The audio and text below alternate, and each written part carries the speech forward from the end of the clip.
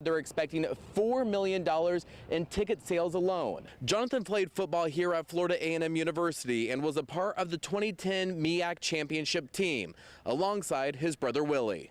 FSU will be making its fourth appearance at the BCS National Championship. The Marching 100 is back out on the practice field. This Thursday, they'll have an announcement of where their first performance will be. Football fans, go Noles. pack Tallahassee. Oh, go Canes. For one of the biggest college games of the season. Oh, it's huge. I mean, Miami's always a big rivalry. Undefeated in-state rivals Florida State and Miami are meeting for more than just bragging rights. A national title could be at stake this year. The hype surrounding the game is bringing people to Florida from all over the country, along with millions of dollars. We've been traveling for the last 10 years with them, and this is a great rivalry. The game traditionally has the highest number of ejections and one of the highest numbers of people arrested. When you get that many people packed into such an emotional atmosphere, sometimes people go a little too far. With publicity from College Game Day, FSU says they're expecting to see a spike in student applications. On top of that, they're expecting $4 million in ticket sales alone. Others say this will be a win-win for the entire state.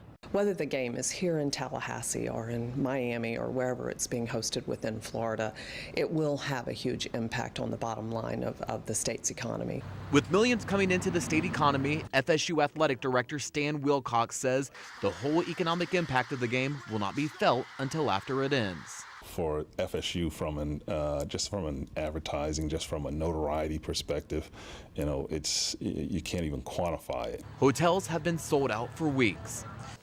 For the first time since 1999, Florida State will play in the BCS National Championship game. I'm just glad that Florida State's there. FSU clinched its chance to play for the national championship when it won the ACC championship game on Saturday. It's estimated the university will bring in millions of dollars because of the national championship game. It'll be a boon for the economy of Tallahassee, certainly for the institution in terms of the brand and logoing and exposure. FSU will take on SEC champion Auburn. The last time the two teams met was in 1990.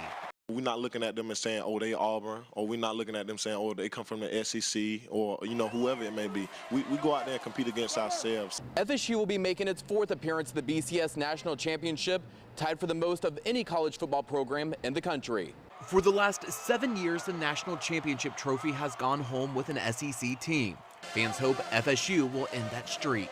Everything that we've gone through, they have the fight, the will to win. This is the last year for the BCS National Championship game. Starting next year, the college football playoff will replace the single game championship format. Just the ambiance, and the energy coming from the school spirit, it's great. FSU has an overall record of 4 wins, 13 losses, and 1 tie against Auburn. Crime scene tape outlined a deadly shooting in Charlotte, North Carolina. A former Florida A&M football player is now dead. He was very loving. Jonathan gave me hugs. I got texts now where Jonathan just texts me and say, "Mom, I love you." 24-year-old Jonathan Farrell was shot multiple times by Charlotte-Mecklenburg officer Randall Carrick after trying to get help after an early morning car accident Saturday. Farrell was unarmed when he was shot. Especially in a situation like this, even though this did happen, Jonathan will always, no matter if someone did something to John, he would always want to forgive them.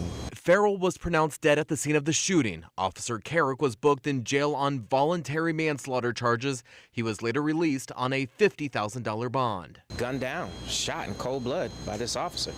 This is just senseless. Jonathan played football here at Florida A&M University and was a part of the 2010 MEAC championship team, alongside his brother Willie. Jonathan told me that no matter what, he was always going to be there and protect me.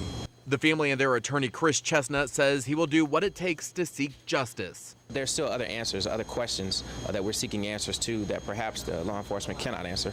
Farrell moved to Charlotte from Tallahassee earlier this year.